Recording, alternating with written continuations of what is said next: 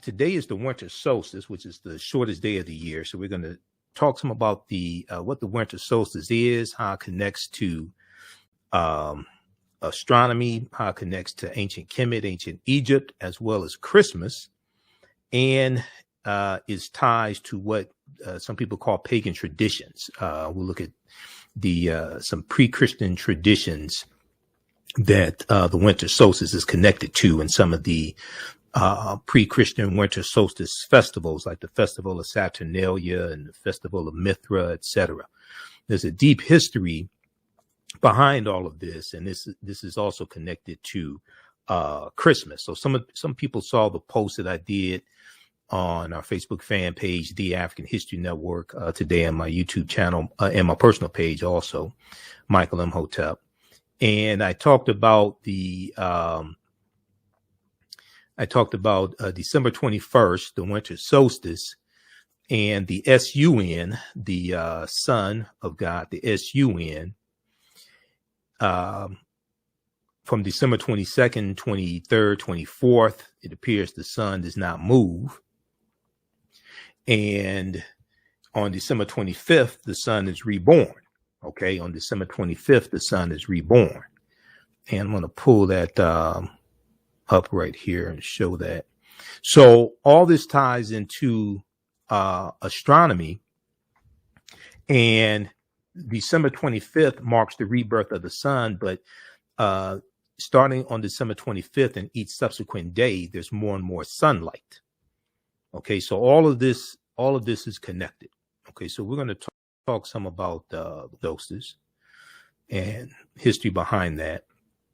And then a big story that broke today that a lot of people are talking about, and we posted about it on our Facebook fan page, The African History Network, The African History Network as well, deals with actress Meagan Good, that's on the TV show, that's on the show, the streaming show on Netflix, Harlem, as well as her husband, DeVon Franklin.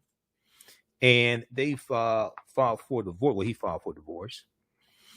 So we posted about this also. There was a story I saw from Black America Web first. And we posted this story, and it's gotten almost 900 likes. Report Devin Franklin calls it quits, files for divorce from Meagan Good. And I posted, now I don't follow a whole lot of celebrities. I don't like celebrity relationships. Certain people I know are married, but if somebody's having problems in their relationships, I don't know. Okay. Oftentimes, but this one here, they were married, and I was hoping they would make it. And I posted, wow, I was really hoping they would make it. They seem like a great couple. So we'll talk a little bit about this. Okay. We're not going to spend a whole lot of time on it, but there was a good article from people.com that I posted also. So the first article I posted was from Black America Web, African American owned operated. Then I posted one from people.com, and the one from People has more details. So we'll talk a little bit about that as well. So if you don't follow us on our Facebook fan page, The African History Network, you want to definitely do that. The African History Network. All right, now, so we'll talk about the winter solstice. We'll talk a little bit about Meagan Good and DeVon Franklin getting a divorce.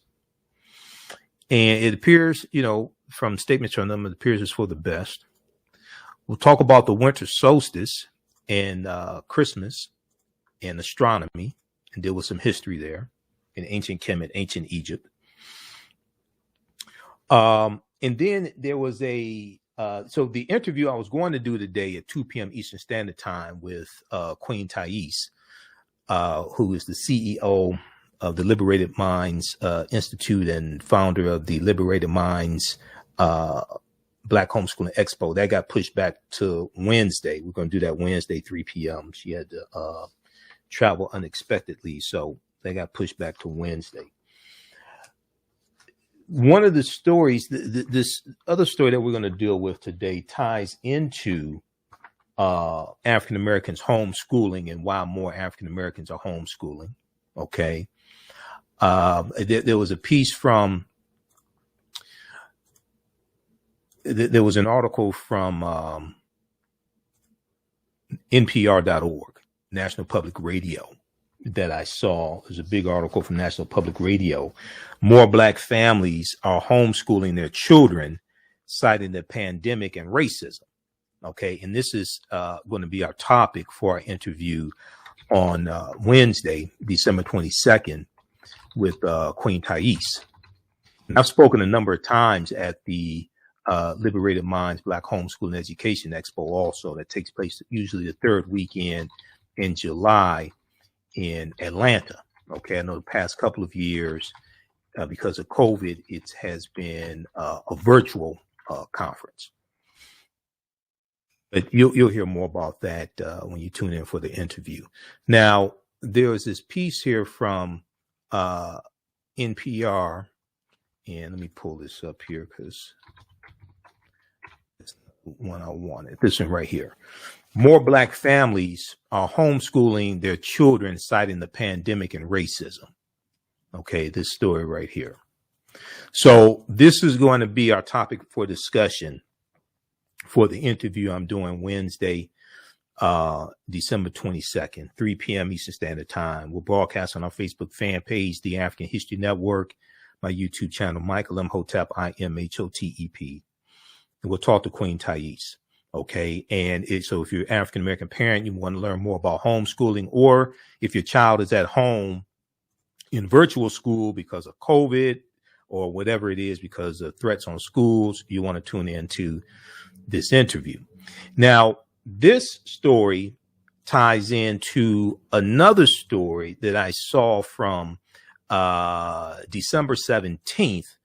And I saw it at NBC News, and then blackamericaweb.com picked up this story as well.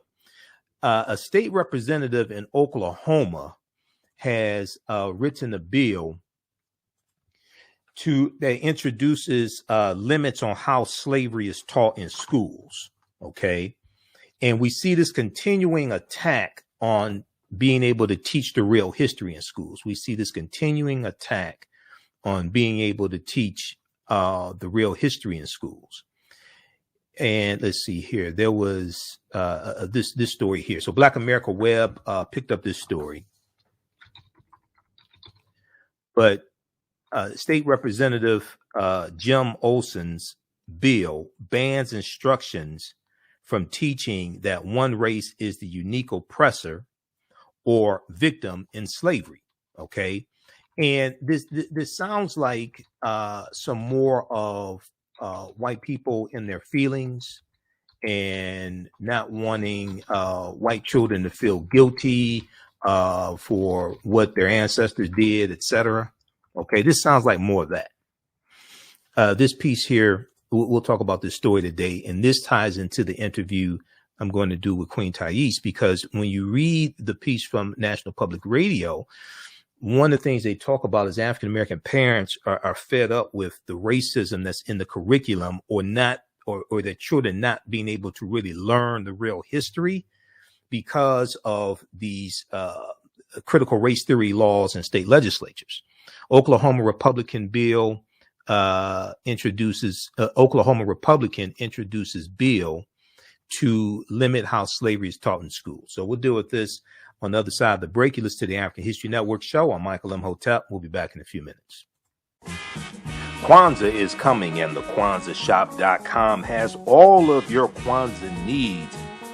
Order your Kwanzaa set today, which includes a kinara, candles, a mat, a cup, the African American flag, and a basket. Visit TheAHNShow.com, TheAHNShow.com. They have kinara sets, which include a candle holder, candles, a mat, and a cup. Kwanzaa is December 26th through January the 1st. Add the early bird discount code for 10% off your order placed before November 28th. Visit TheAHNShow.com and place your order today. TheAHNShow.com has all of your Kwanzaa needs to celebrate this African-American Pan-African holiday. TheAHNShow.com.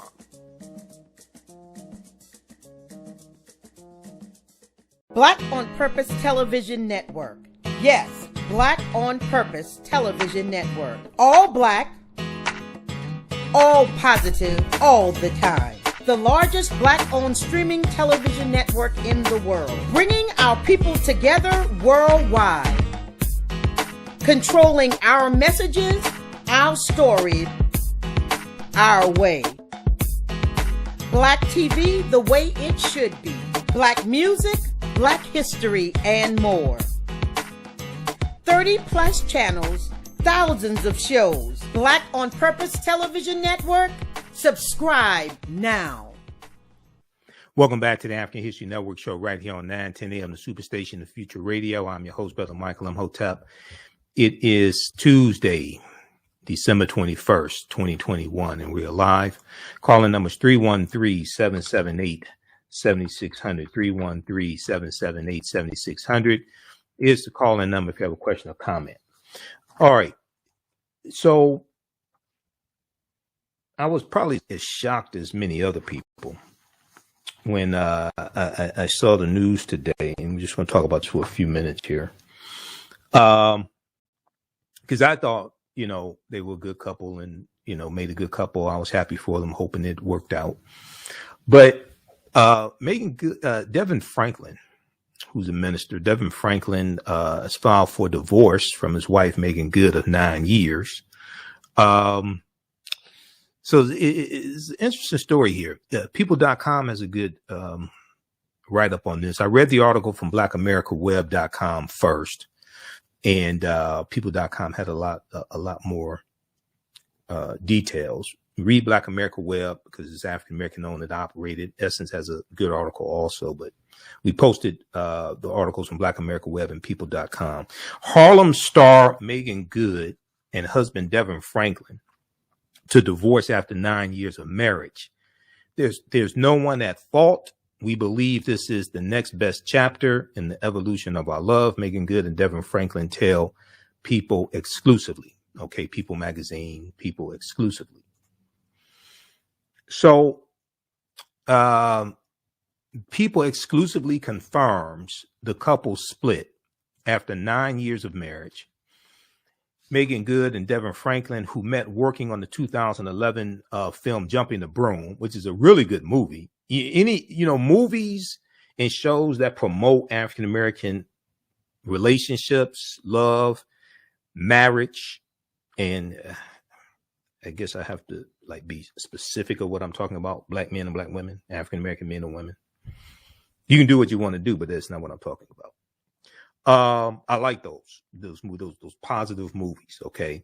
So they met on, working on the film Jumping the Broom, which is a really good movie. I mean, Angela Bassett, you've got,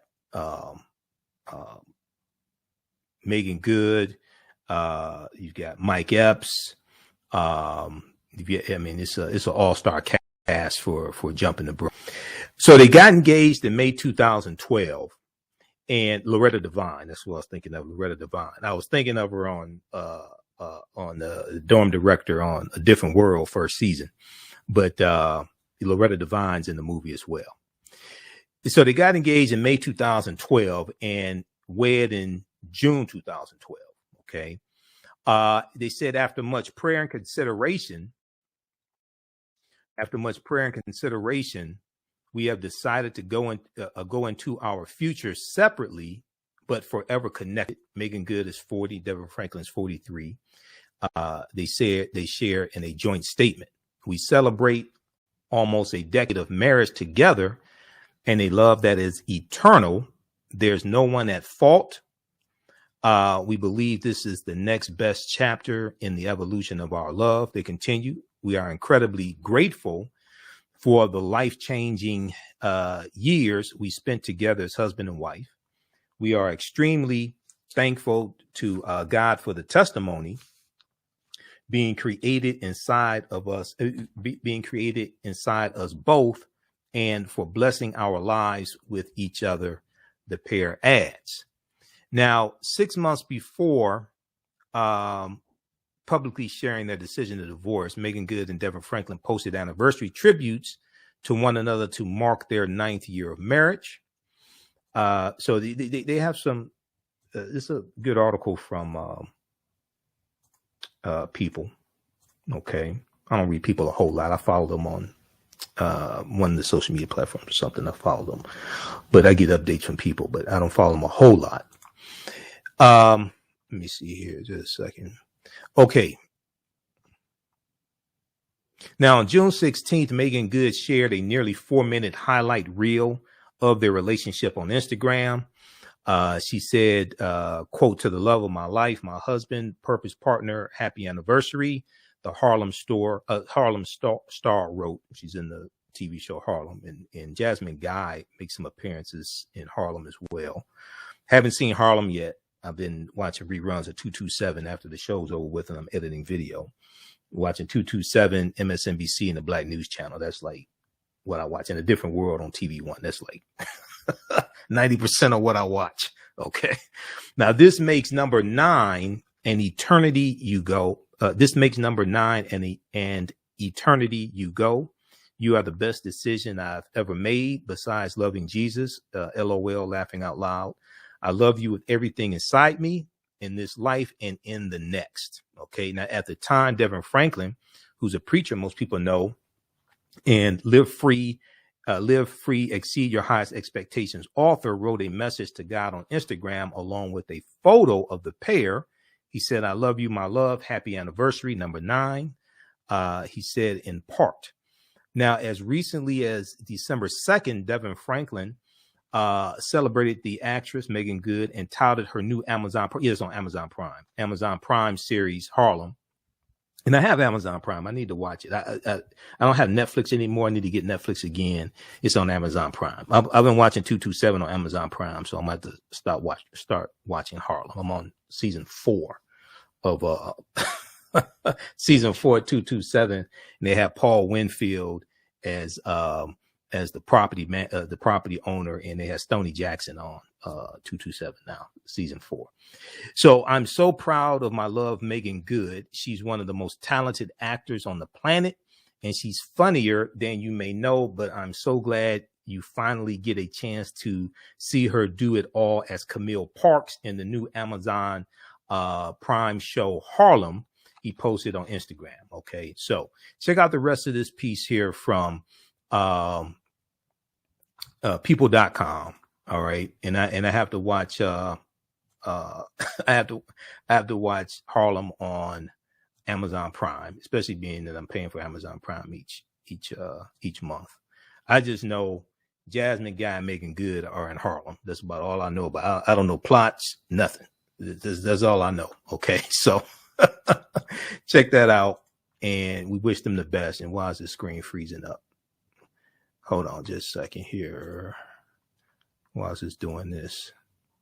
Okay, stand by on Facebook and YouTube. We're back. How's everybody doing? Sorry, the screen froze up as I was sharing the screen. Check out this article here from people.com. Once again, you can read it in its entirety. Harlem star Meagan Good and husband DeVon Franklin to divorce after 9 years of marriage. So check this out. Okay, and they're asking me to sign up for updates. All right, I want to go to this next story here dealing with the winter solstice. And this is, I've done a 3-hour lecture dealing with the history of Christmas, and it's a deep, deep history. I've been studying the history of Christmas going back to 2012. Okay, but when we deal with why Christmas is celebrated on December 25th and the connection to the winter solstice and all of this. So this deals with astronomy, and it also deals with, some people may refer to them as pagan traditions, but the term pagan is a tricky term as well, coming from paganus and pagus, which are Latin terms. But what you're going to see as the Romans are conquering other people's lands, and different groups of people, they start incorporating into their traditions, especially into their celebrations, things that people are already doing. So CNN has a good article here, Winter Solstice 2021, where modern science and pagan traditions meet. Okay, this is from December 21st, 2021. All right. So get your pen and pad ready. I'm gonna give you a lot of information, and then I'll also talk about the 3-hour lecture I've done, Ancient Kemet, the Winter Solstice, and the History of Christmas, because you can order that from our website, AfricanHistoryNetwork.com, and it's in DVD format and digital download format. So the Winter Solstice is the shortest day of the year. Usually occurs on December 20th or December 21st. Okay. It's the shortest day of the year and the official first day of winter. Now, even though it's been cold in different parts of the country and it's been cold here in Michigan, winter officially starts today. All right. Tuesday, December 21st. Now, how it all works has fascinated people for thousands of years. And I've been fascinated since 2011 or so, when I first started studying the history of Christmas and the origins of Christmas. First, we'll look at the science and precise timing behind the solstice. Then we'll explore some ancient traditions and celebrations around the world. Okay, we'll talk about that. I'm going to show you some slides from my presentation. I'm also going to reference the book Christianity Before Christ by Dr. John G. Jackson, because his book ties into the winter solstice as well. And we'll deal a little bit with why Christmas is celebrated on December 25th, because nowhere now what I say may go outside the circumference of some people's awareness. Just because you never heard it before, disagree with it, or don't like it does not mean it's not true. It just means you have to do some research to understand what I'm talking about. But nowhere in the biblical text does it talk about the celebration of Christmas. The term Christmas was not created till mid 11th century AD, around 1052 AD, coming from Christus Mass, which means the Mass of Christ. And nowhere in the biblical text does it state that Jesus the Christ was born on December 25th. So the question you have to ask yourself is, why is Christmas celebrated on December 25th? We'll answer that question and more on the other side of the break. You listen to the African History Network show. I'm Michael Imhotep. We'll be back in a few minutes. Come and travel with me to a time long ago and place far away. You will experience high adventure and excitement. You are fighting alongside an ancient army in fierce battle. Feel the exhilaration of struggle and final conquest. My name is Menenkere, and I am both a prince and a priest in one of the most advanced civilizations humans have ever produced. I want you to ride with me in my chariot as I slay the barbarians who have come to invade my land. I invite you to sit at the conference table with the great Pharaoh Taharka and his ministers as they plan intrigue and use subterfuge to outmaneuver and defeat the enemy. Come back with me to the land of your ancestors, to the beautiful land of Kemet. So open the pages of this book and begin the adventure. Find out what happens in the book Menenkere Battles the Assyrians in the Nile Valley from author Makari Jones. Get your copy today at Amazon.com. Mental health and well-being have long been a taboo subject in the so-called African American community. So I enlisted the help of mental health experts, thought leaders, and activists to help kill the ghost of Willie Lynch and heal from post-traumatic slave syndrome. We experience trauma a lot of times on a subconscious level. So sometimes something happens to us and we know that it's traumatizing, but we don't really recognize the extent of the trauma. Detroit's only African American talk radio. Welcome back to the African History Network show right here on 910 AM, the Superstation, the Future Radio. I'm your host, Brother Michael Imhotep. It is Tuesday, December 21st, 2021. It's the winter solstice. So we're dealing with some history of the winter solstice, what it actually is, and how it ties into ancient history as well, and ancient Kemet, ancient Egypt also. So many people are familiar with Asar, Set, and Heru, or who the Greeks called Osiris, Isis, and Horus. And this ties into that as well, because we know Heru, the son, was born of a virgin birth on December 25th to the virgin Set, who the Greeks called Isis. And even when you look at the Notre Dame Cathedral, well, if you back up and you look at the worship of the Black Madonna and Child in Europe, okay, that comes from Asar, Set, and Heru, who the Greeks called Osiris, Isis, and Horus. When you study Europeans, they were worshiping African people. Okay, literally, they were literally worshiping African people. And unfortunately, the 800-year occupation of Europe by the Africans, known as the Moors, is going to flip all that stuff around. So you go from the original story of Osset and Heru to the Black Madonna and Child, and then the decolorized version. Okay, the decolorized version of the story. And when you look at the constellation of Virgo, Virgo in Latin means virgin. Originally, the constellation of Virgo was of Osset in ancient times, the virgin, Osset. But if you look at the word Virgo, Virgo is Latin for virgin. So if we go back to the article from CNN.com very quickly, and then we're going to go to some other information, some slides that I have as well. The winter solstice is the shortest day of the year and the official first day of winter.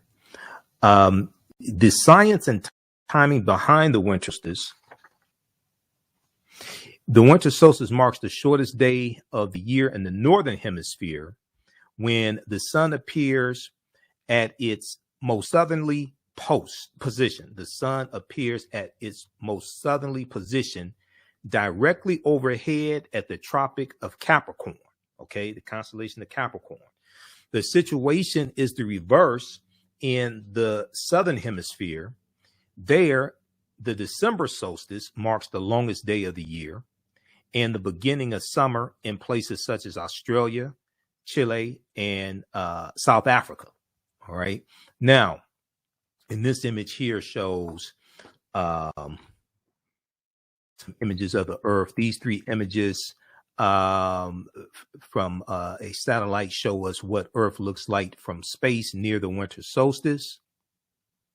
The images were captured about 24 hours before the 2018 winter solstice. Okay, now the winter solstice usually, but not always, takes place on December 21st.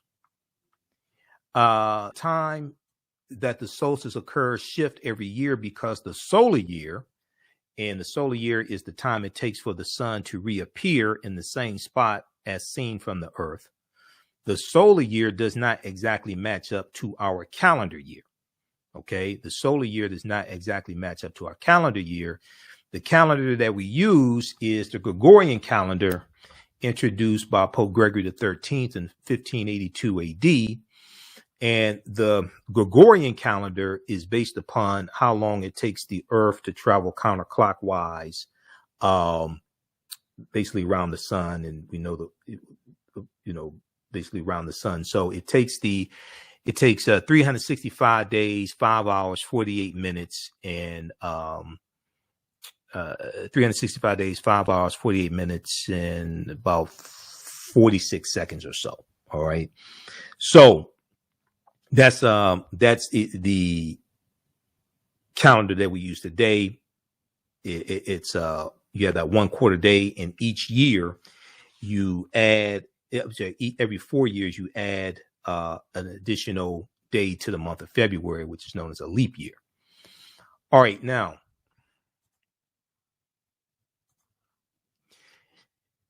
okay, so they give the super precise coordinates as well. Now, what places see and feel the effects of the winter solstice the most? Daylight decreases dramatically the closer you are to the North Pole on December 21st. And we know that on December 25th, the days of the year start getting longer. And each subsequent day, the days start getting longer, starting on December 25th. So the December 25th in ancient times was known as the birth date of the sun. Okay. What causes the winter solstice to happen? Because our planet is tilted on its rotational axis, we experience seasons here on Earth as the planet moves around the sun. Okay. Each planet Earth moves around the sun. Each hemisphere experiences winter when it is tilted away from the sun, and summer when it's tilted toward the sun. Winter when it's tilted away from the sun, okay? Summer when it's tilted toward the sun. Okay, so they asked the question here, why is the earth tilted on its axis? Why is the earth tilted? Scientists are not entirely sure how this occurred, but they think that billions of years ago, as the solar system was taking shape, the earth was subject to violent collisions that caused the axis to tilt. All right, so you can read the rest of this here. But one of the things they talk about are some of the winter solstice traditions and celebrations. They talk about the Roman festival of Saturnalia. And I'm going to reference some of the slides in my presentation in just a second here. The ancient Roman festival of Saturnalia.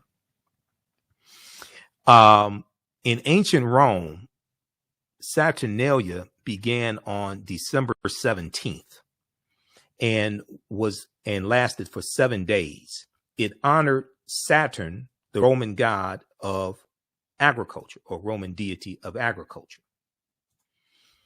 The people enjoyed carnival-like festivities resembling modern Mardi Gras celebrations. Let me scroll back up here. Resembling modern Mardi Gras celebrations. Just a second here. Where did I lose something? Okay. Just a second. Go back to this. All right. And let me just back up for a second here. So it talks about, it's no surprise many cultures and religions celebrate a holiday, whether it be Christmas, Hanukkah, Kwanzaa, or pagan festivals that coincides with the return of longer days. Ancient peoples whose survival depended on a precise knowledge of seasonal cycles marked the first day of winter with elaborate ceremonies and celebrations. Spiritually, these celebrations symbolize the opportunity for renewal, a shedding of bad habits and negative feelings, and an embracing of hope amid darkness as the days once again begin to grow longer. Many of the ancient symbols and ceremonies of the winter solstice live on today or have been incorporated into newer traditions. And in my research studying the history of Christmas, you see this, okay? Everything from the Christmas tree to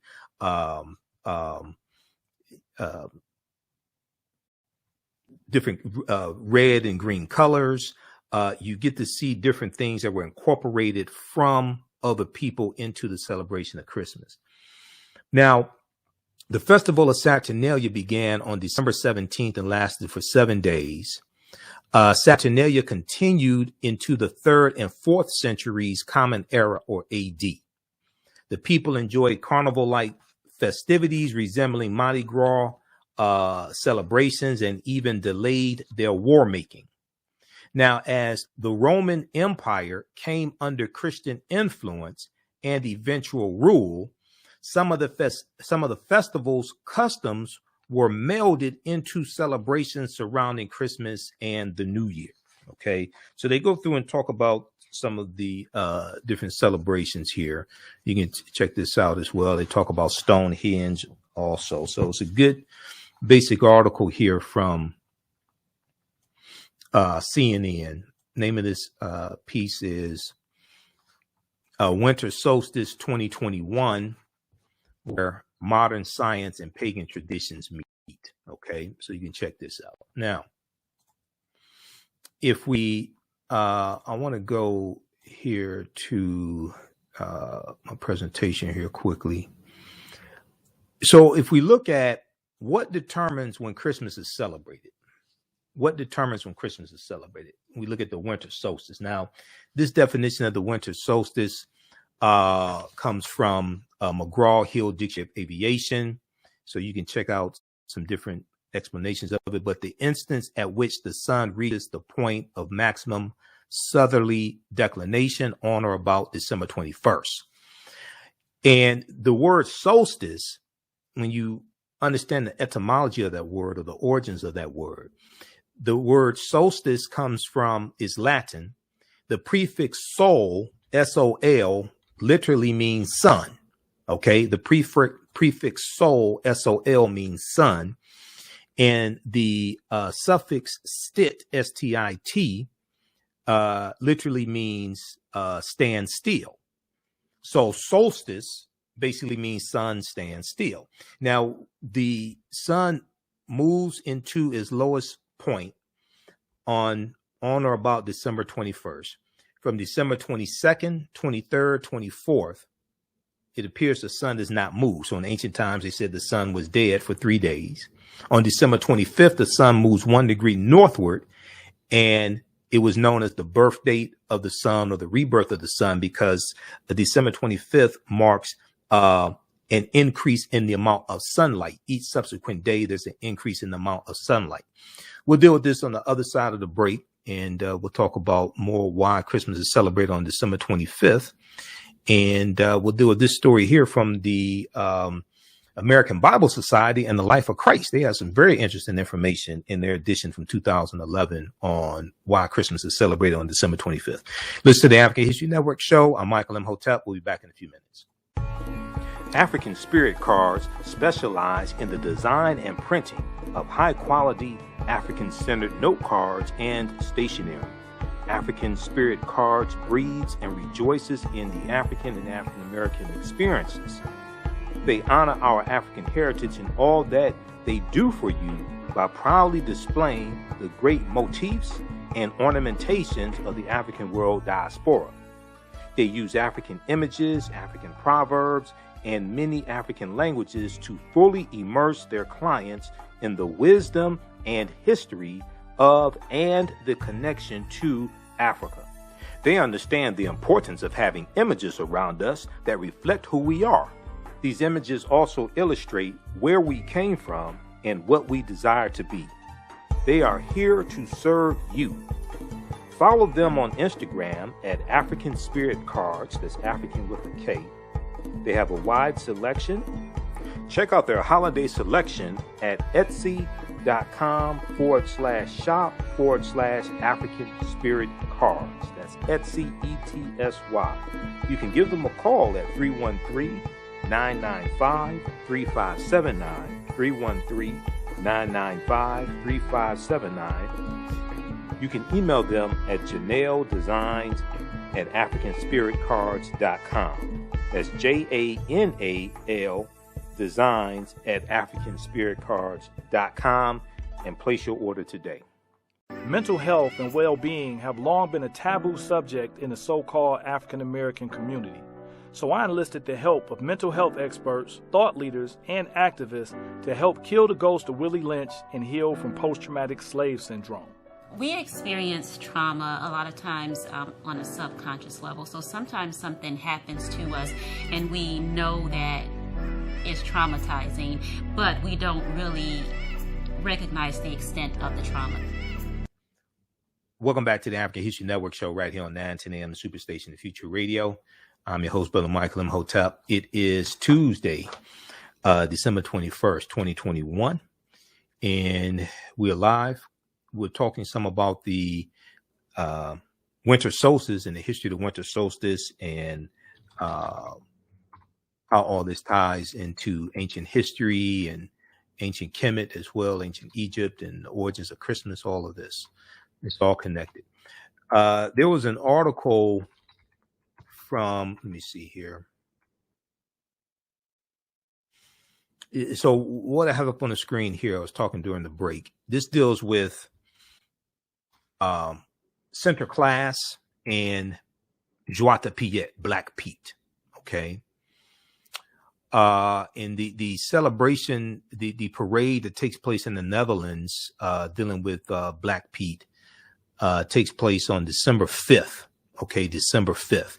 And in the story, Black Pete was a Moor who becomes a slave of center class. Okay, becomes a slave of center class. And center class in Dutch means Saint Nicholas. Okay, so let me see, where are we here? Let me flip back over to this. You have these, if you look at this article from the Washington Post, and this is, I deal with this in my lecture, but also in the online classes that I teach, Understand the Transatlantic Slave Trade, what they didn't teach you in school. They show you how all this history is connected. Okay. This is an article from the Washington Post, Center Class and Zwarte Piet. Zwarte Piet means Black Pete in Dutch. Why a holiday has me talking to my kids about blackface. All right. And every year there's articles about this right around December 5th or so. And here's Center Class, who's a religious character. You also see him referred to as Father Christmas. You see him on this boat with some people dressed up as Zwarte Piet, but they're wearing blackface. They have red lipstick on their lips to enlarge their lips. They're dressed like Moors dressed in about the 18th century. And they wear Afro wigs and oftentimes gold hoop earrings. Okay. Surprise, surprise, surprise. This all deals with the history of the Moors. The tradition is this: on the second day, on the second Saturday of November, Zwarte Piet, Black Pete, arrives in the Netherlands on a steamboat from Spain. Why Spain? Because the Moors go into the Iberian Peninsula in 711 AD, led by Tariq ibn Ziyad. And at the time in 711 AD, it wasn't called Spain and Portugal, it was the Iberian Peninsula. Today, that's Spain and Portugal. So he comes in on the steamboat from Spain along with Center Class, a towering, thin, and plushly dressed figure wearing red and white. And Center Class was a religious figure amongst the Dutch.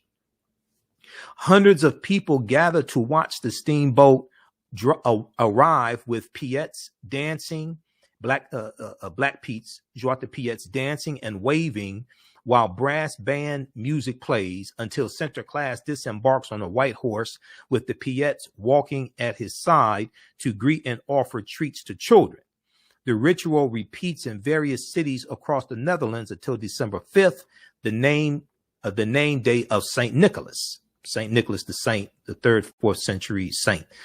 Zwarte Piet, according to folklore, an assistant to Center Class and of Moorish descent. Traditionally, since Piet's first appearance in a children's book in 1850, Zwarte Piet, or Black Pete, is portrayed as a very dark-skinned character with large red lips, curly hair, and giant hoop earrings, usually gold hoop earrings. When Piets appear in person, they are portrayed by volunteers in blackface. It's usually white people in blackface. Surprise, surprise, surprise. Okay, read the rest of this here. Because all this history is connected, and this is in the deep history. All this history is connected, and it's a deep history. All right, now, let's go back quickly here. Okay, so we have Zwarte Piet, and let me pull up, I want to go to this here dealing with what determines when Christmas is celebrated. So back in 2011, I was at a CVS pharmacy in Detroit, one on Jefferson, and I saw this book here from the American Bible Society, The Life of Christ. Okay, put out by Time Home Entertainment and the American Bible Society. Look, The Life of Christ, rediscovering how his life, death, and resurrection changed the world. Okay, so I said, all right, so what are they trying to say now? Because I've studied this history, right? So I turned to page 55, and what I saw on page 55 blew my mind, and that's why I bought this book. I paid $12 for this book. Page 55 says, why December 25th? And do I have this in a I should have it in a, okay, we don't have it blown up in this one. Maybe it's another presentation. But here's what it said. It said, we really don't know the birth date of Jesus the Christ. Okay, but most likely it was not on December 25th. And let me grab the actual book because I have it right here behind me. All right, so page 55. Now, this is the 2011 edition because in the edition that came out the year afterwards, they didn't have this information in there. All right. And those watching on Facebook and those watching on Facebook and YouTube, keep watching because we're about to lose 9:10 a.m. Superstation WFDF. We're only on for an hour. But page 55 says, why December 25th? Okay. So it says, in Christianity's early years, people debated whether Jesus' birthday should be celebrated. Some Christians were against observing it at all, as they did not want Jesus compared to Pharaoh and Herod, whose birthdays were commemorated. But in the 4th century AD Common Era, Pope Julius I made it official. Christ's birth would be celebrated on December 25th. Now, why December 25th?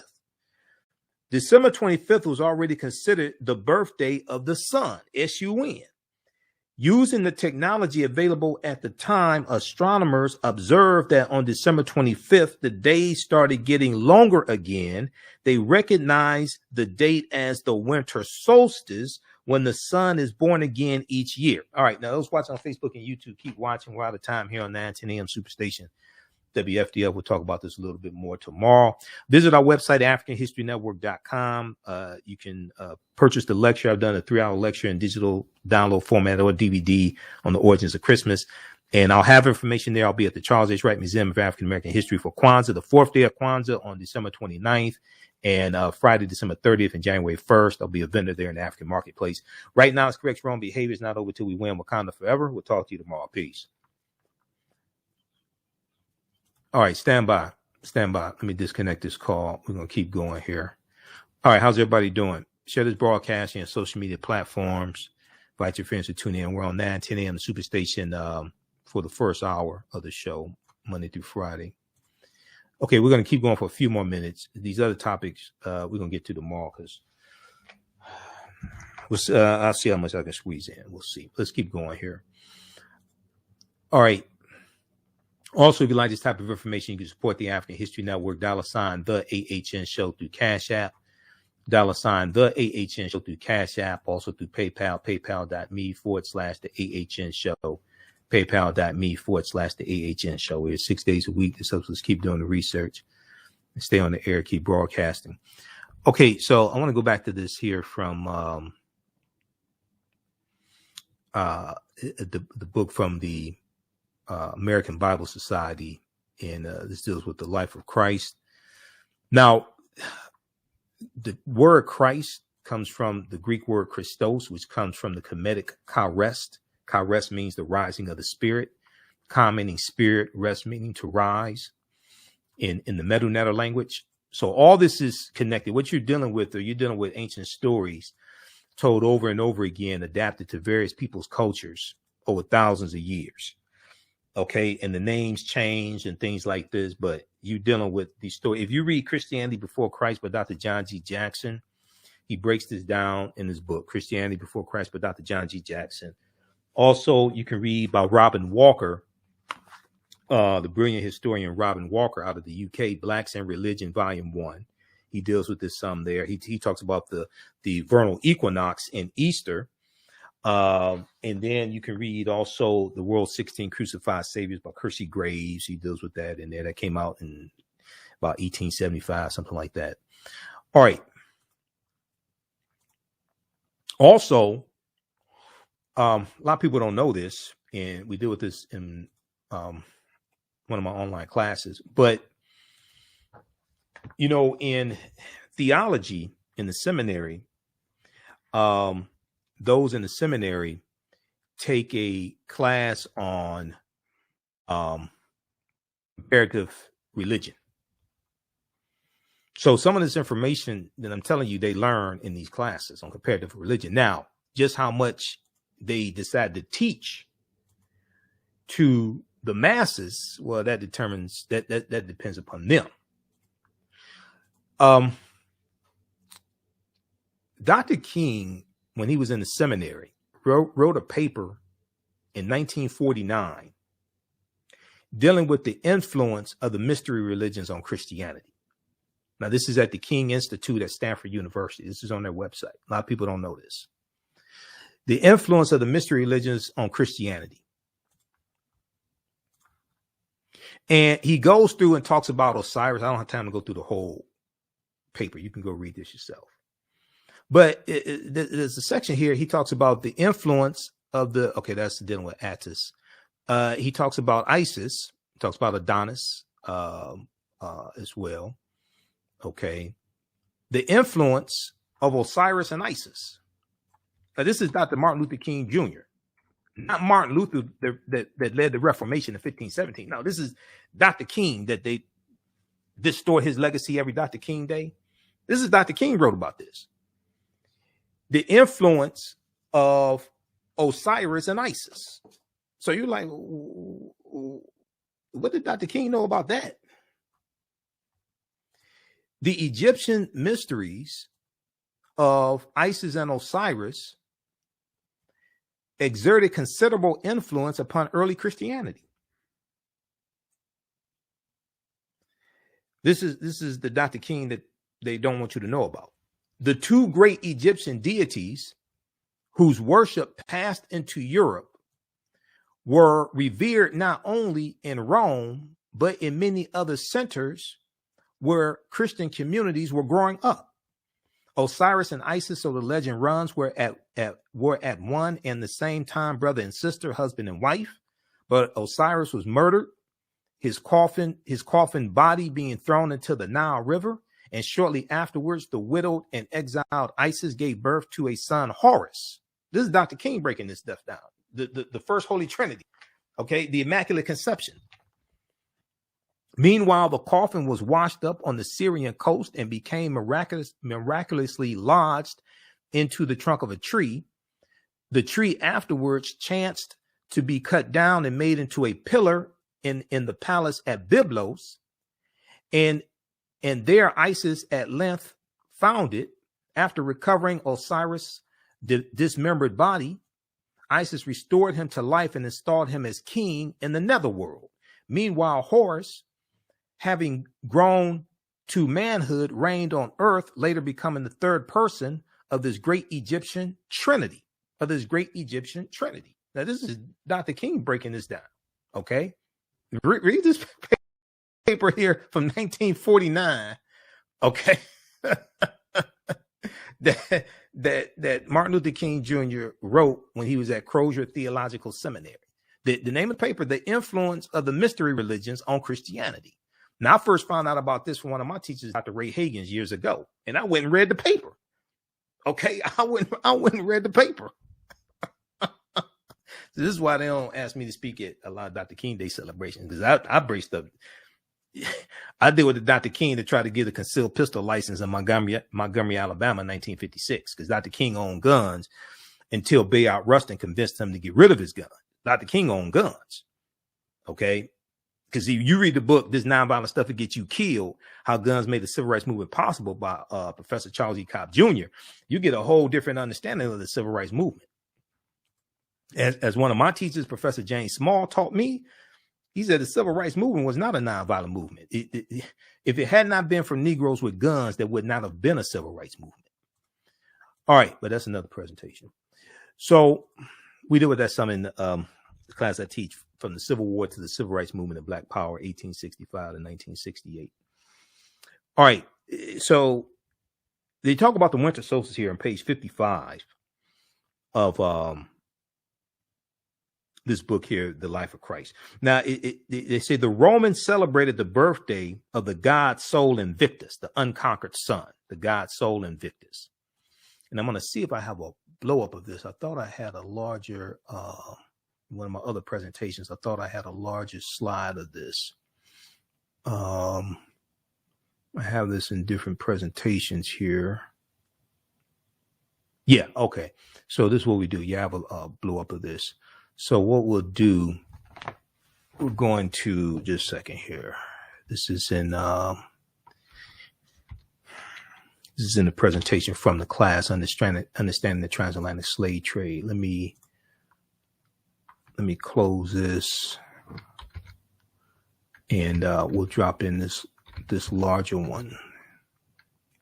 Hold on. Okay. Let me do this. Let me drop these slides in here.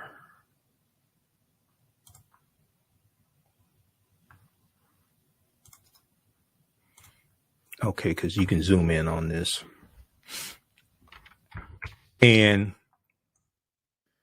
you know, I bought this book specifically for the information that's on page 55.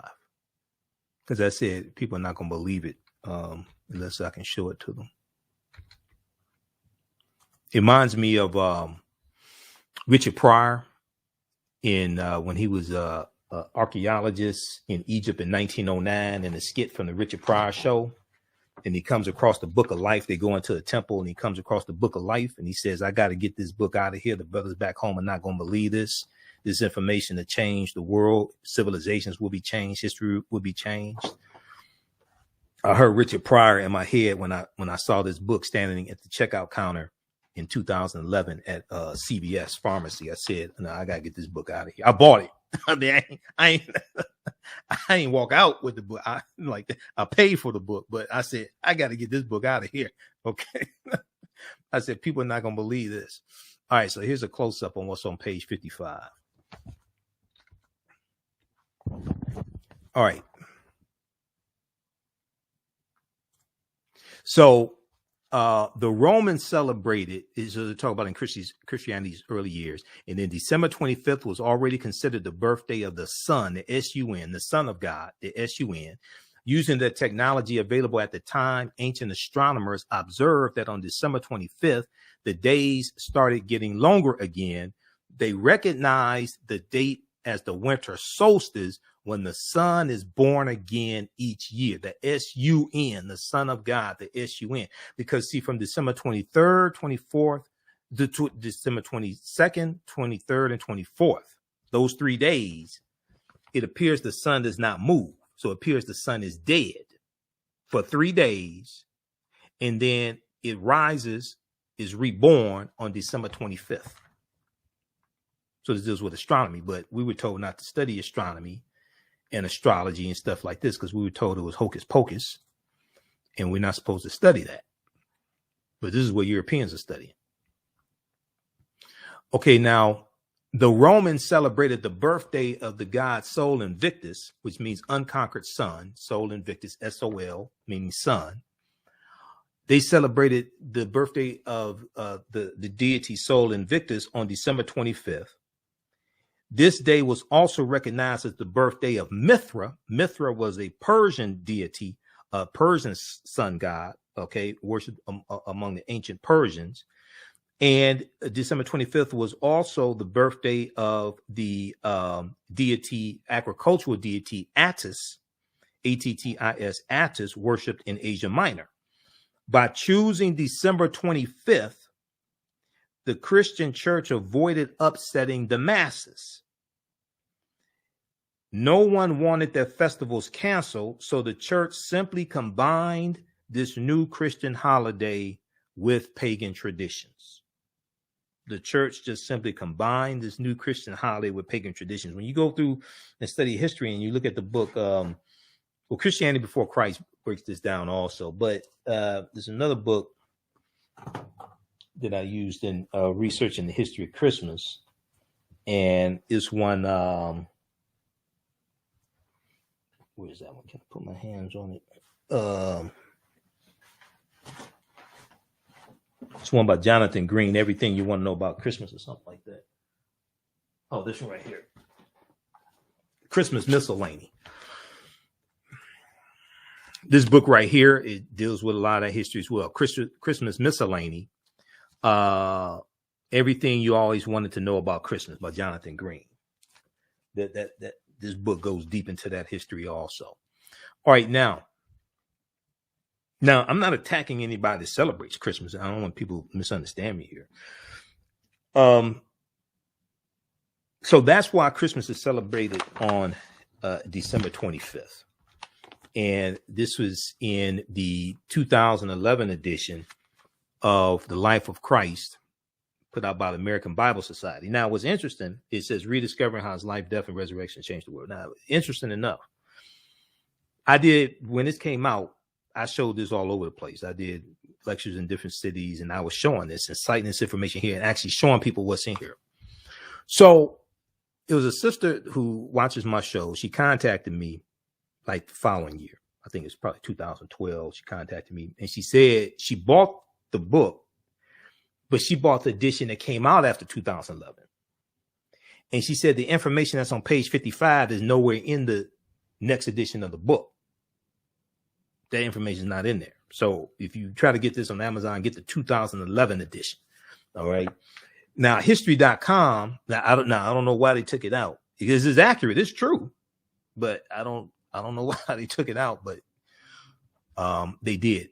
But history.com, official website of the History Channel, has an interesting article as well.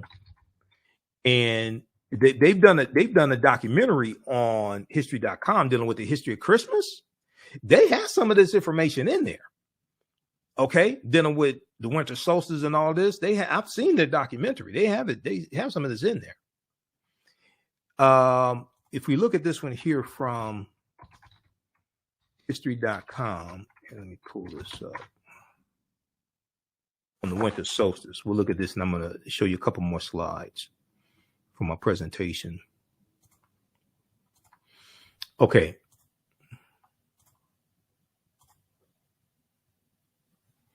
This one here. Okay, winter solstice. The winter solstice is the shortest day and longest night of the year. Okay, so they break that down. It takes place between December 20th and 23rd, usually around December 20th, 22nd. Humans may have observed the winter solstice as early as Neolithic period, the last part of the Stone Age, beginning about 10,200 BC. Okay, about 10,200 BC. Stonehenge, which is oriented toward the winter solstice sunset, may also have been a place of December rituals for Stone Age people. They talk about the Roman holidays, the festival of Saturnalia. Now, this is history.com, official website of the History Channel. Saturnalia was a hedonistic time when food and drink were plentiful, and the normal Roman social order was turned upside down. For a month, enslaved people were given temporary freedom and treated as equals. Business and schools were closed so that everyone could participate in the holiday festivals. Also, around the time of the winter solstice, Romans observed Juvenalia, a feast honoring a feast honoring the children of Rome. In addition, members of the upper classes often celebrated the birthday of Mithra on December 25th. Mithra was an ancient Persian god of light or sun. It was believed that Mithra, an infant god, was part of a rock. For some Romans, Mithra's birthday was the most sacred day of the year. In the latter Roman Empire, Mithra blended with Sol Invictus, god of the unconquered sun. Some theorists believe the early Roman Catholic Church may have chosen the same date for Christmas in order to supplant pagan rituals, though many Christian scholars dispute this. Okay, but when you go through and look at the history and you go look at rituals that they're incorporating, the Romans are incorporating from other people. Okay, and you go, once again, nowhere in the biblical text does it state that Jesus the Christ was born on December 25th. This may go outside the circumference of some people's awareness once again. Okay, but nowhere in the biblical text does it state that Jesus the Christ was born on December 25th or Yeshua, because the letter J did not exist until 1630 AD. The letter J is derived from the letter I. This is why when you go to the dictionary and you look up the word Jesus and you look at the etymology of the word, it takes you back to Yeshua with a Y, because the letter J didn't exist. So one of the mistakes that we make is we think oftentimes the way things are today is the way they've always been, which is not necessarily true. So they deal with Yule, the ancient Nordic festival of Scandinavia of Yule, from this was a festival from the winter solstice through January. So when you hear songs, I'm Dreaming of a White Christmas, Yuletide carols sung by the fire, what's Yule? Okay, it's not Y-O-U, it's Y-U-L-E. Yule. What is that? That's an ancient winter solstice festival that was in Scandinavia. Because see, a lot of this stuff we just repeat but don't know what the hell we're talking about, right? So we learn it when we're kids. Yuletide carols sung by the fire. What's Yule? Ask your parents what's Yule. They can't tell you. Okay, what is it? What is it? A mixture between a yak and a mule? Yule? What is that? In recognition of the return of the sun, fathers and sons would bring home large logs, which became known as Yule logs, Y-U-L-E, Yule logs. Okay, they would set one end of the logs on fire. The people would feast until the log burned out, which could take as many as 12 days. Okay, but this was a winter solstice festival that was celebrated in Scandinavia. Okay, so check this one out also. Okay, and I'm telling you, I've studied the origins of all the holidays, and this one here is the most fascinating one. Okay, this is the most fascinating one dealing with Christmas. All right, now, and if you read African People and European Holidays, A Myth of Genocide by Dr. Shakamusa Barashango, okay, he talks about how we're taught to celebrate these holidays and don't know what we're celebrating. Okay, we don't know what we're celebrating, don't know why we're celebrating it. We just, our parents taught us to celebrate it. Not blaming our parents. I don't want people to misunderstand me, but our parents taught us to celebrate it. Grandparents were taught in school, things like this. And if you ask them, okay, so what is this we're celebrating? Why are we celebrating? Most of them can't tell you. Where's African People and European Holidays? I had it this weekend because I was teaching a class. Where's gotta rearrange this stuff, man. Oh. I put in another bookshelf and I rearranged some things. Now I can't find anything. Hold on. Okay, right here. African People and European Holidays and Mental Genocide by Dr. Shakamusa Barashango. And book one goes into the history of a lot of these holidays. All right, now, very quickly here. Let's look at this one here. Names of Santa Claus. Sinterklaas amongst the Dutch, Netherlands. Father Christmas amongst the English. Saint Nicholas. Old Man Winter. Chris Kendall, which is German Chris Kendall is German. Chris Kringle. Okay, but Chris Kendall. Now, let me see something here. There was there's a slide I'm looking for, and then I want to get to this information dealing with from Christianity Before Christ by Dr. John G. Jackson. Okay, so we did that. Okay, you know what? We can go to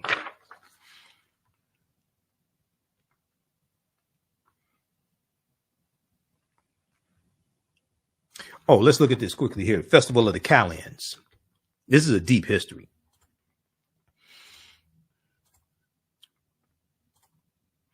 The Festival of the Callans. This is another Roman festival. And let's say, okay, Odin, Yule. Let's look at this quickly here. What is pagan? So the term pagan is misused oftentimes in European anthropology and different things like this, archaeology. The term pagan is used. So this heathen and pagan. You hear those terms, right? Pagan is a word that is misused to speak negatively about a group of people. It's similar to calling people, like we call people down South country.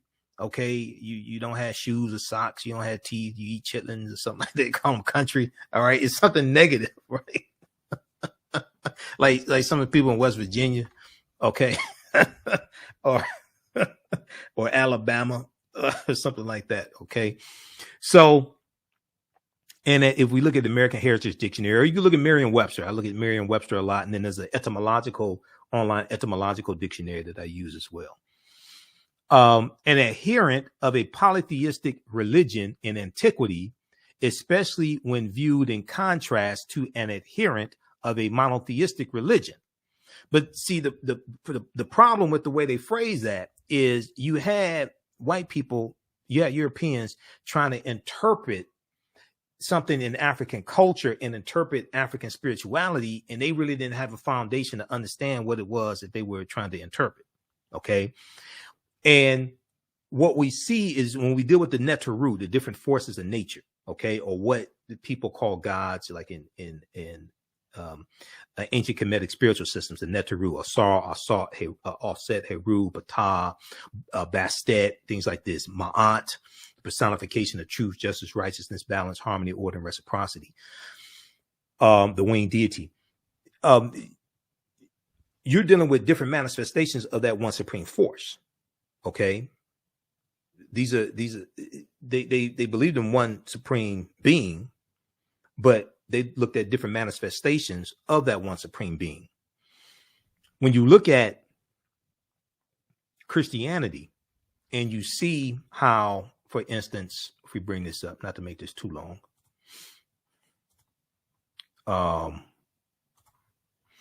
if we look at this here, we want to go here. Now Valley Contributions of Civilization by Tony Browder, page 168. So if we look at, let's bring this up right here. And actually, you know what? I have it blown up. I showed this in class, so I have the version that's blown up, so you can see it even better.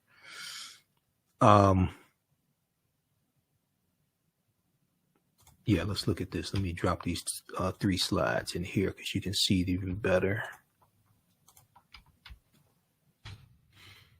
And this connects you to the film Black Panther, because in Black Panther, the film Black Panther, and I've done a almost 3-hour lecture on the film Black Panther. I did a lot of research so I could actually do like intelligent lectures on the film Black Panther. I saw some stuff people put out, and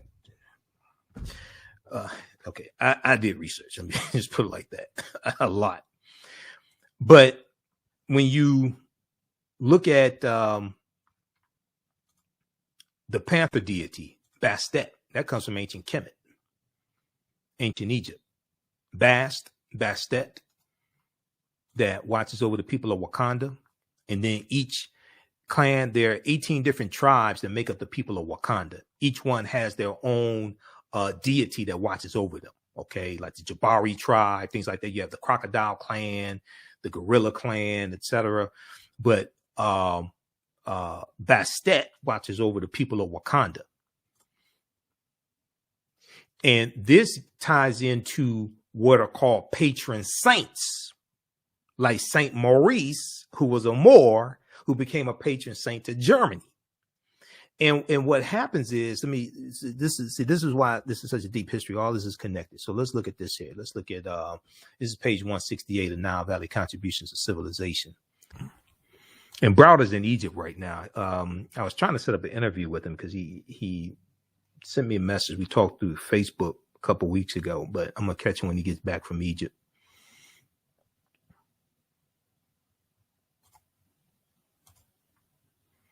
All right, now where'd I put that in here? Right here. This is page 168 of Nile Valley Contributions of Civilization. So here we see the influence from ancient Kemet on the Greeks and the Romans. And one of the ways we can see, yes, in the architecture and things like this, but you can see it in the deities that they're worshiping. So we had the Houthi with the ibis head, the head of an ibis, the head of a bird, the Houthi with the staff and it has a snake wrapped around each staff. Okay, and one snake is wearing the crown of Upper Kemet, Upper Egypt. One staff is wearing the crown of Lower Kemet, Lower Egypt. All right, and it says here for the information for Dehuti, the netter of science, writing, measurement, divine articulation of speech and medicine, holds in his hand 2 staffs with entwined snakes. One serpent wears the crown of Upper Kemet, the other wears the crown of Lower Kemet. Dehuti, who the Greeks call Thoth, okay, the Dehuti is referred to the Greeks by the Greeks as Thoth, Thoth. Now, the second picture you see Hermes, and you hear Hermes Trismegistus, and Hermes ties into Freemasonry because Hermes is said to have written the books that are used in Freemasonry. Now, Hermes was the Greek equivalent of Dehuti. He is shown carrying a staff which has 2 entwined snakes. It was called the staff of Hermes. In Greek mythology, he was associated with wisdom and the Hermetic sciences. The Hermetic sciences were named after Hermes. Hermes is the influence of Hermes is Dehuti, coming from ancient Kemet. Now, amongst the Romans, you have Mercury. Okay, now it says Mercury is Greek, but it's actually Roman. You have the Roman deity Mercury with the wings on his helmet, and he has wings on his feet, and he has a staff with the wings of Ra and a sun disk, and the staff is called the caduceus. The caduceus is a universal symbol of medicine, but the caduceus that Mercury carries comes from the 2 staffs that Dehuti carried. Okay, it's a reinterpretation through this European cultural filtration system coming from ancient Kemet. Now, Mercury is the Roman version of Hermes and Dehuti, and he is similar in all aspects. The staff that Mercury carries is called the caduceus, and it has been adopted as the universal symbol of medicine. So our history is all around us. We just have to learn to become history detectives. This is why I tell people you have to get a symbols encyclopedia or symbols dictionaries to be able to decode these symbols. All right. So, all right, now let's look at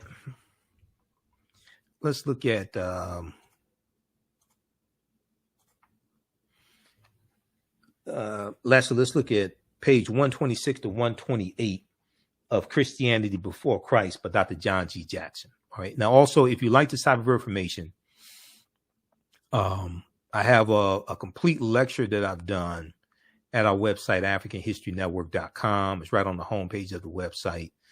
Ancient Kemet, the Winter Solstice, and the History of Christmas. This is a 3-hour lecture I've done. You get deep into all this information, provides you with sources so you can do more research. We have it in digital download format and DVD format. It's like $10. It's right on the homepage of our website, AfricanHistoryNetwork.com. And we also have the 15 DVD bundle pack, Michael Imhotep 15 DVD bundle pack. It's on sale. It includes that lecture, Ancient Kemet, the Winter Solstice, and the History of Christmas, is also in this 15 DVD bundle pack as well. That's on the homepage of our website. That's on sale $100. So it's 15 of my lectures. That's at AfricanHistoryNetwork.com, and we'll post a link here for the bundle pack also, and the lecture.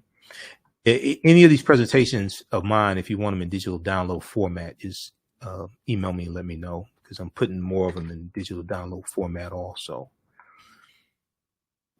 But some people want them in DVD format as well. All right. So I want to go to this here. This is from Christianity Before Christ by Dr. John G. Jackson. And let me pull up these pages because I scanned them earlier today. want to look at page 126 through 128. And he deals with Kemet 3,000 years ago, or Egypt 3,000 years ago. He says in Egypt 3,000 years ago, the birth date of the sun deity was celebrated on December 25th. And let me pull these up here. Hold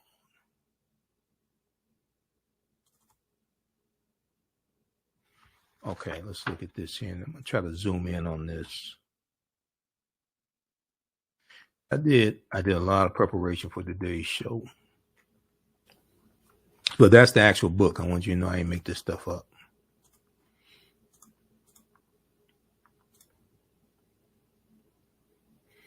These are some of my notes on the history of Christmas. Christianity Before Christ by Dr. John G. Jackson, page 126 to 128. In Egypt 3,000 years ago,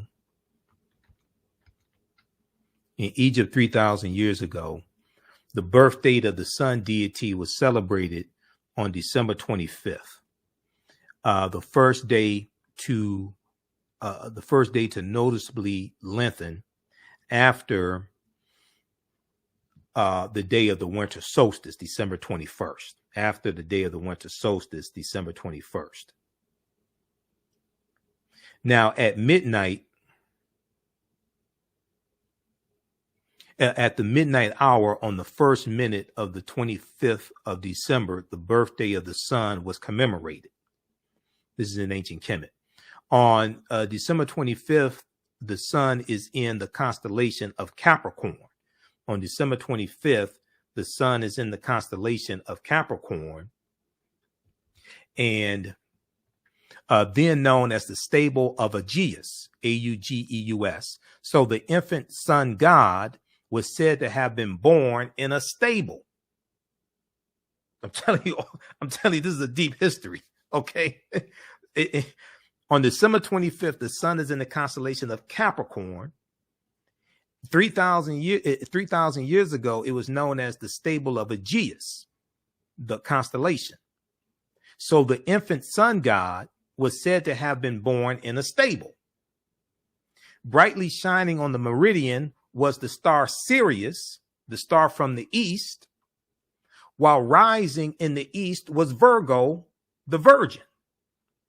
And Virgo is Latin for virgin. Okay? All this stuff is connected. That's why we were told not to study it. Because when you start studying, you wait, so hold on. What are y'all talking about? You start all this. See, this is why I tell people, and this is something Professor Kaba Hiawatha Kamene, one of my teachers, taught me. And if you watch his lectures and you see our interviews, things like this, he'll tell you, and some people don't get this because too much of our history is within the confinements of slavery, 1441 to 1865 or 1888 in Brazil, slavery, but we don't understand the thousands of years of history that happened before slavery. Because Professor Kaba Hiawatha Kamene has said that Christianity is an African religion. When you actually understand the origins of Christianity, because early Christianity looked a lot like traditional African spiritual systems. A lot of early Christians believed in different forms of reincarnation. Okay, the Christianity that we deal with today is largely the result of the First Council of Nicaea in 325 AD, and the ecumenical councils, Council of Ephesus, and Council of Chalcedon, and things like this, 325 AD to about 1870. But early Christianity looked a lot like traditional African spiritual systems. So on December 25th, the sun is in the constellation of Capricorn, then known as the stable of Aegeus. So the infant sun god was said to have been born in a stable. Brightly shining on the meridian was the star Sirius. And we know the Dogon of Mali and Burkina Faso, they were originally in ancient Kemet. And they're going to leave ancient Kemet, ancient Egypt, in the Nile Valley region of Africa, going to Central Africa, West Africa. And they had a knowledge of the Sirius A and Sirius B star systems. Sirius. Okay, this all deals with African history. Now, while rising in the east was Virgo, the virgin, the star Virgo, the virgin. Rising in the east was Virgo, the virgin. with the horizon passing through the constellation Virgo, while the horizon passing through the center of the constellation. To the right of Sirius was the constellation Orion, the great hunter. Now, originally Orion was of Asar, with the 3 stars in his belt. Okay, and the star Sirius is in the constellation of the big dog. Okay, the big dog, Canis Major, the big dog, and Canis Minor, the small dog. Okay, Sirius A and Sirius B. Now, to the right of Sirius was the constellation Orion, the great hunter, with 3 stars in Orion's belt. Originally, Orion was the constellation of Asar, okay, or Osiris. These stars are in a straight line that point at the star Sirius and were anciently known as the 3 kings. I'm trying to, they stole all our stuff. I'm trying to tell you, this stuff is average. They stole all our stuff and then represented it to us as if they created it themselves. And then we bow down to them and think they're the greatest thing since sliced bread with raisins in it. And it came from us. But since we suffer from historical amnesia and don't understand our history, okay, we're like Professor Kabahai Kamene said, we're like whales and goldfish bowls, right? Our potential is much greater than the confinements that are put on us. This is why I say what you do for yourself, what you do to yourself, and what you allow other people to do to you and get away with is based upon what you think about yourself. What you think about yourself is based upon what you have been taught about yourself. What you've been taught about yourself is based upon everything you've read, heard, and seen about yourself. This stuff incorporated into Christianity is African. That's our stuff. But since we don't know who we are, because you got half of us running around, this may go outside the circumference of some people's awareness. You got half of us running around talking about they're descendants of slaves. And I asked the question, I said, weren't the slaves free? Chattel slavery ended in 1865 when Georgia ratified the 13th Amendment, December 6, 1865. Weren't the slaves freed? When you go study history during Reconstruction, they weren't still calling themselves slaves. They were calling themselves former slaves or black freedmen. You look at the U.S. Bureau of Freedmen, Refugees and Abandoned Lands, the Freedmen's Bureau. You look at the Freedmen's Bank. You go look at the organizations that they were setting up.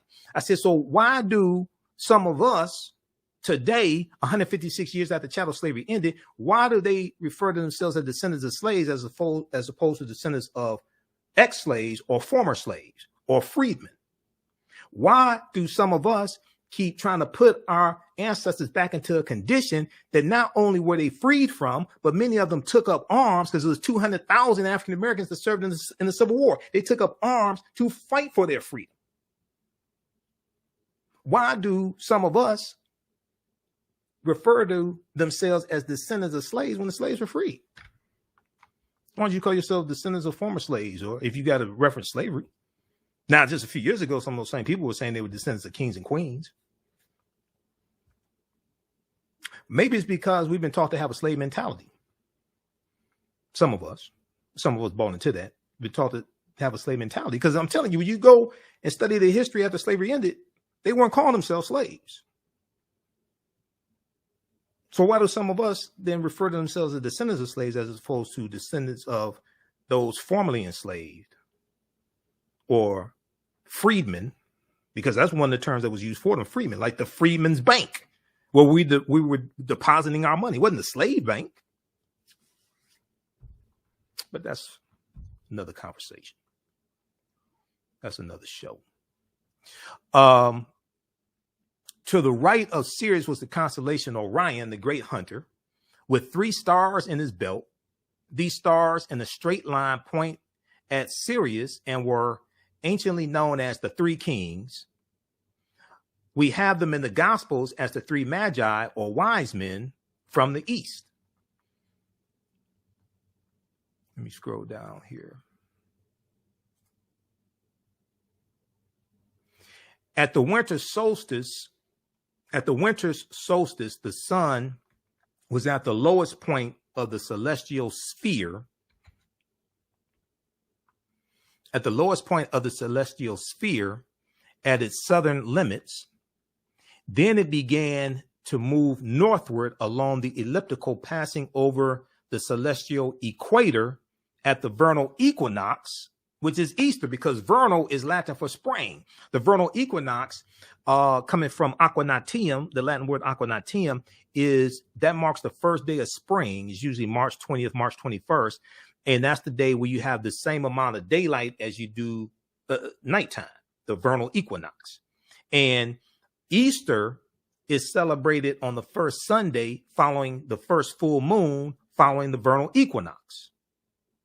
That's when Easter is celebrated, and they recalculated when Easter is going to be celebrated based upon, this is one of the reasons why the Gregorian calendar was introduced. That was a result of the Third Council of Trent of 1563, one of those ecumenical councils. Okay. All right, there's a long story behind that. Let's just keep going. So the crossing of the sun from the south to the north side of the equator was the origin of the festival of the Passover. The crossing of the sun from the south to the north side of the equator was the origin of the festival of the Passover.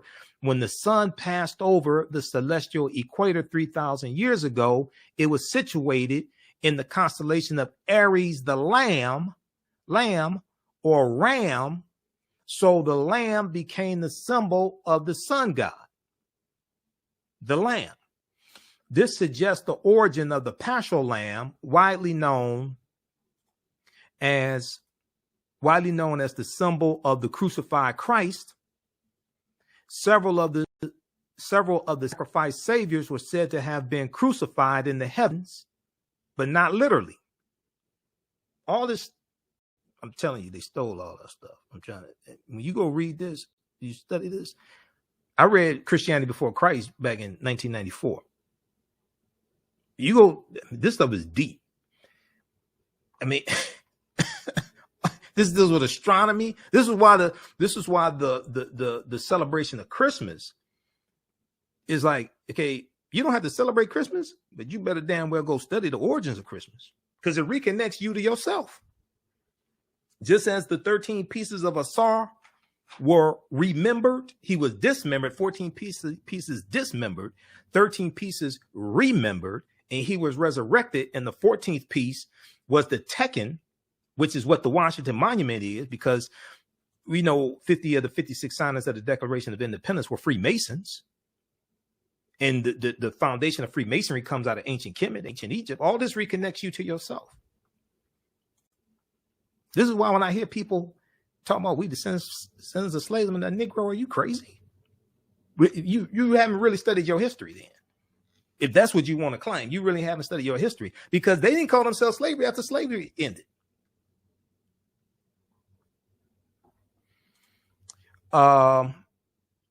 Let's see here.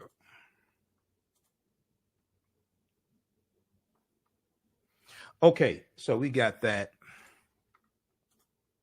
And look at Christianity Before Christ by Dr. John G. Jackson. He goes through, breaks this stuff down. That's a deep, deep book. Stars in line with point Sirius A and all this stuff, man. It's deep. This gets it to the doggone. They stole all this stuff, man. And then they put out toys and everything off of our history. People running around talking about we descendants of slaves. I'm like, Negro, you out of your mind.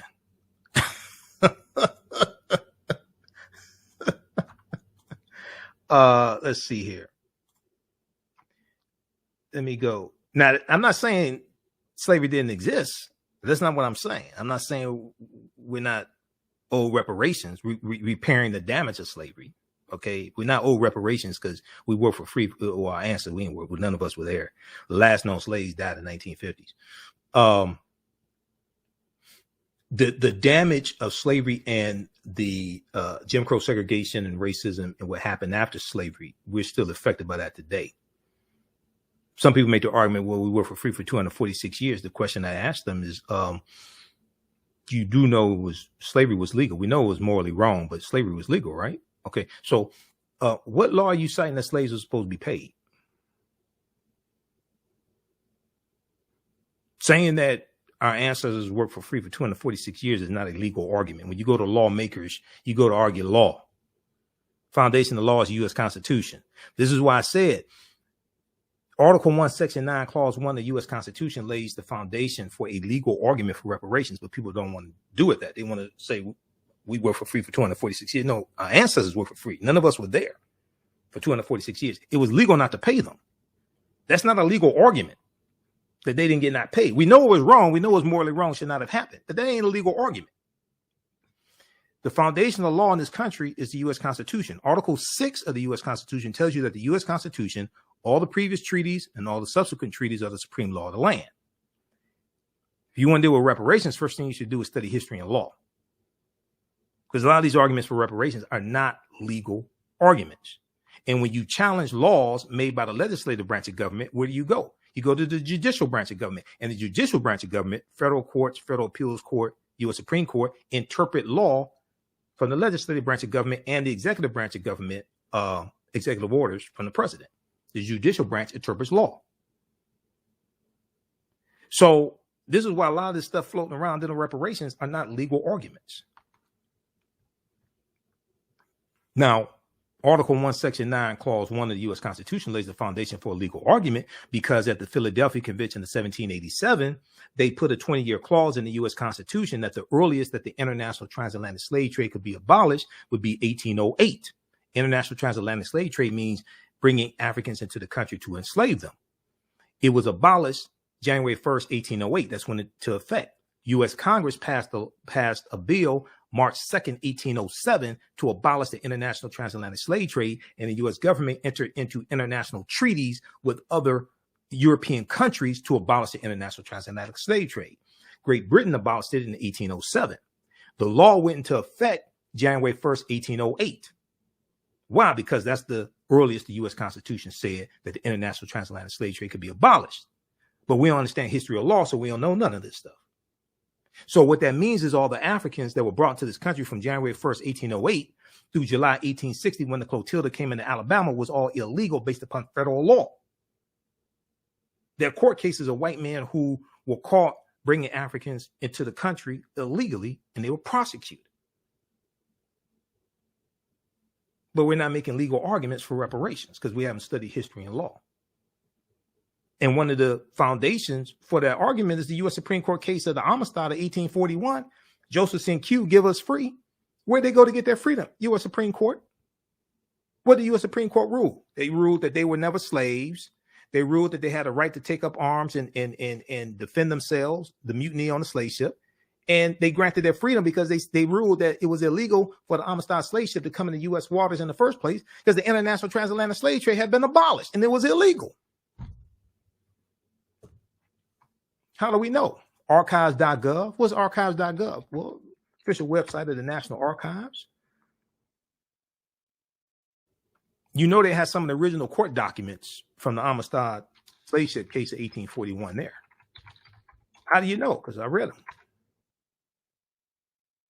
You go to Amistad case, just go to archives.gov and search for the Amistad case. They got all the information there. This stuff is not hidden.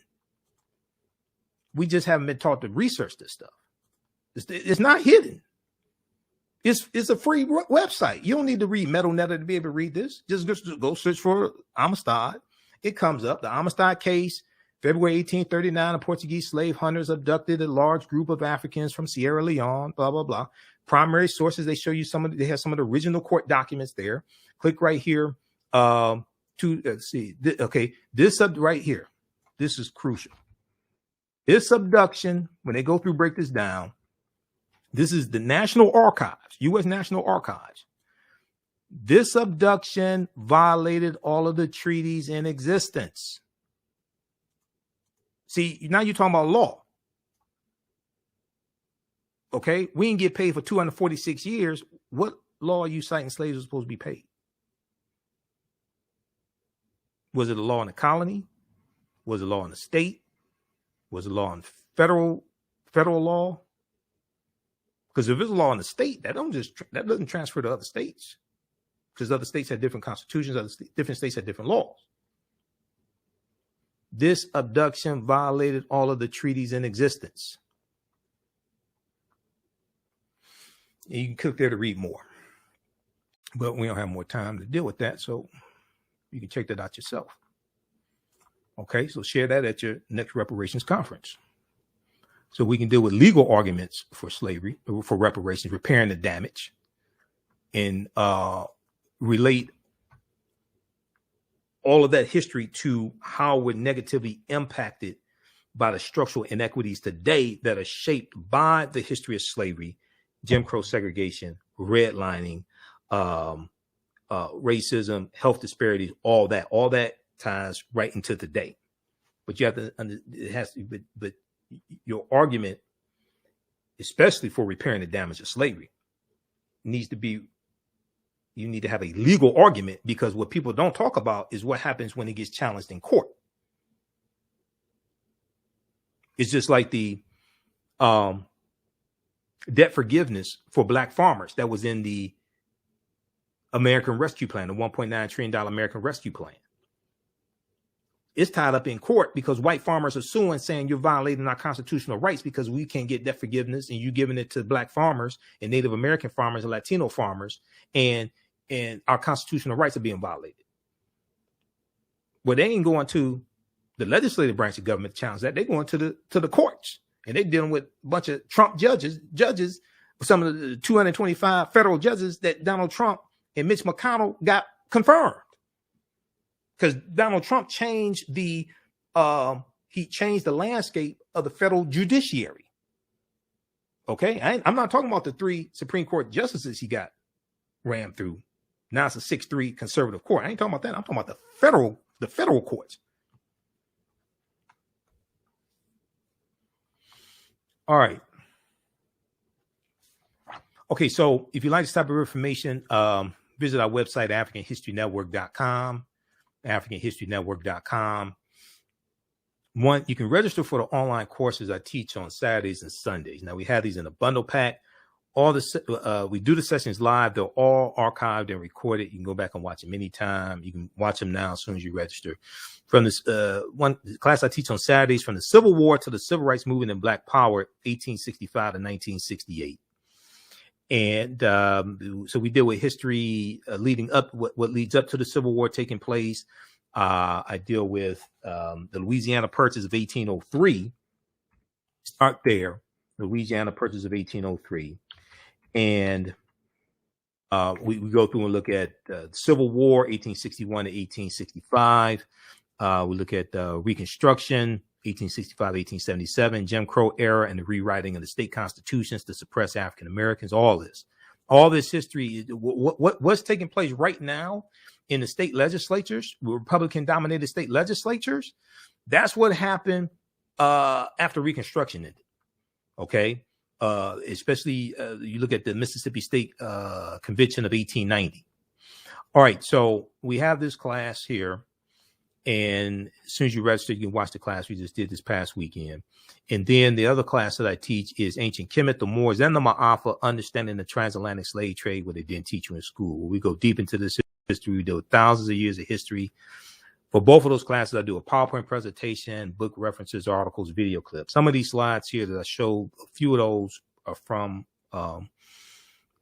my class, Ancient Kemet, the Moors, and the Ma'afa, Understanding the Transatlantic Slave, what they didn't teach you in school. Okay, so we're teaching a class this Sunday. I have to change the date. We're doing a class this Sunday. Sunday is we'll do a class on Kwanzaa, because as far as I know, I won't be anywhere for Kwanzaa. Well, for the first day of Kwanzaa, I'll be at the Charles H. Wright Museum of African American History for the 4th day of Kwanzaa, Ujima, on December 29th. So we do the sessions live. All the sessions are archived and recorded. You can go back and watch them anytime. From the Civil War to the Civil Rights Movement and Black Power is on sale $50. Understanding Transatlantic Slave Trade is on sale $60. They're regularly $130 each. They have a special bundle. Right now, you can register for both classes for only $70. It's limited time only. You can register for both classes for only $70. They made great gifts as well, educational gifts. You can use these with your children. I would say the content is PG-13. Okay, it's not crazy. I'm not doing a bunch of cursing and things like that. Okay, it's not like that at all. It's very well documented. So we use book references, articles, video clips, etc. And you don't have to buy any of the books that I reference to be able to follow along in class. Okay.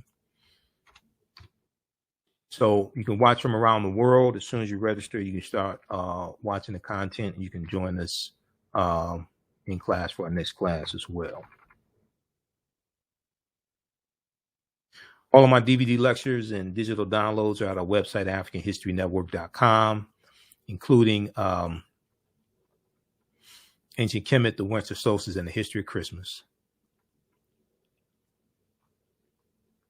I think that's $10. It's a 3-hour lecture. We have it in digital download format also. It's in the 15 DVD bundle pack. Also, the one on Christmas is in the 15 DVD bundle pack also. Michael Imhotep 15 DVD bundle pack. 15 of my lectures. It's on sale $100. So we have that. It's all at AfricanHistoryNetwork.com. All right.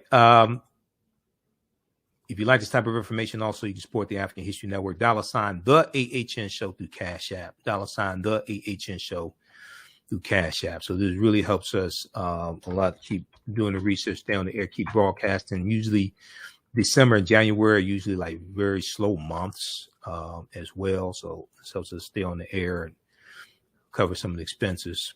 This is our official Cash App account, $ the AHN Show, SHOW.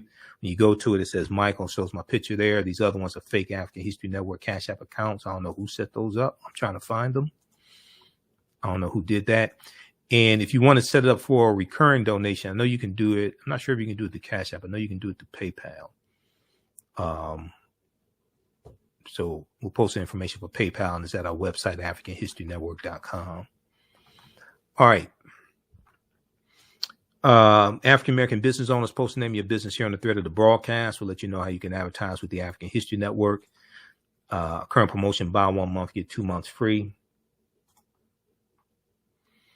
And we can create a commercial for you also, and it airs when we rebroadcast our shows on our social media platforms, but also it's in the audio podcasts of our shows. We're on 10 different audio podcast platforms: iHeartRadio, iTunes, on Facebook Podcasts, Stitcher.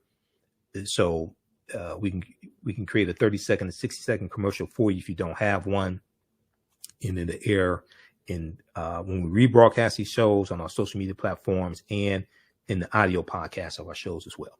All right, look, we have to get out of here. Thanks for tuning in to the African History Network show. We'll be back tomorrow. We're on Monday through Friday, 11 p.m. to midnight Eastern Standard Time. Sundays, 9 p.m. to 11 p.m. Eastern Standard Time. Remember, right now it's correct wrong behavior. It's not over till we win. Wakanda forever. And we'll talk to you tomorrow. Peace. Mental health and well-being have long been a taboo subject in the so-called African-American community. So I enlisted the help of mental health experts, thought leaders, and activists to help kill the ghost of Willie Lynch and heal from post-traumatic slave syndrome. We experience trauma a lot of times on a subconscious level. So sometimes something happens to us and we know that it's traumatizing, but we don't really recognize the extent of the trauma.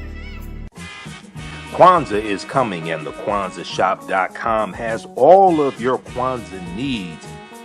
Order your Kwanzaa set today, which includes a kinara, candles, a mat, a cup, the African American flag, and a basket.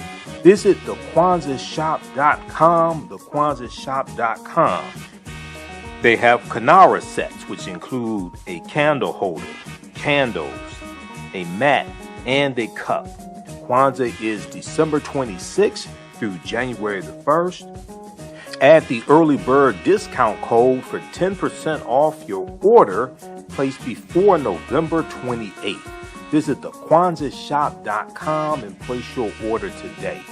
TheAHNShow.com has all of your Kwanzaa needs to celebrate this African American Pan-African holiday.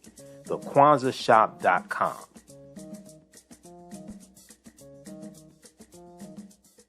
Black on Purpose Television Network. Yes, Black on Purpose Television Network. All black, all positive, all the time. The largest black-owned streaming television network in the world. Bringing our people together worldwide. Controlling our messages, our stories, our way. Black TV the way it should be. Black music, Black history, and more. 30 plus channels, thousands of shows. Black on Purpose Television Network. Subscribe now. Come and travel with me to a time long ago and place far away. You will experience high adventure and excitement. You are fighting alongside an ancient army in fierce battle. Feel the exhilaration of struggle and final conquest. My name is Meagan, and I am both a prince and a priest in one of the most advanced civilizations humans have ever produced. I want you to ride with me in my chariot as I slay the barbarians who have come to invade my land. I invite you to sit at the conference table with the great Pharaoh Taharka and his ministers as they plan intrigue and use subterfuge to outmaneuver and defeat the enemy. Come back with me to the land of your ancestors, to the beautiful land of Kemet. So open the pages of this book and begin the adventure. Find out what happens in the book Meagan Battles the Assyrians in the Nile Valley from author Makari Jones. Get your copy today at Amazon.com. African Spirit Cards specialize in the design and printing of high-quality African-centered note cards and stationery. African Spirit Cards breeds and rejoices in the African and African American experiences. They honor our African heritage in all that they do for you by proudly displaying the great motifs and ornamentations of the African world diaspora.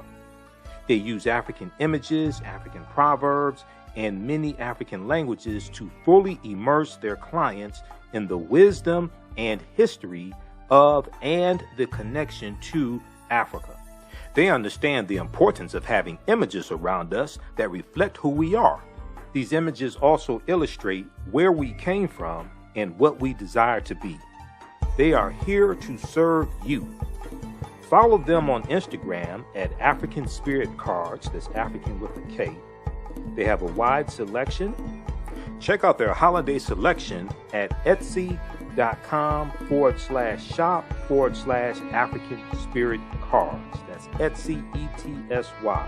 You can give them a call at 313-995-3579, 313-995-3579. You can email them at janeldesigns@africanspiritcards.com. That's JANAL designs@africanspiritcards.com and place your order today. Soul in Motion, celebrating 38 years in the arts. This energetic ensemble of dancers and drummers was started by percussionist Michael Friend and is led by choreographer Associate Director Pam Lassiter. Based in the Washington, D.C. area, Soul in Motion is now accepting bookings for Black History Month, Juneteenth, and summer festivals in 2022. Soul in Motion is also available for more intimate events like naming ceremonies and weddings. To find out more or to book your date, call 240-452-1349 or send an email to info@soulinmotion.org. Be sure to check us out on Facebook, Instagram, and YouTube. Soul in Motion, celebrating our history, our culture, our future. Soul in Motion. Theater, African dance, and drumming since 1984.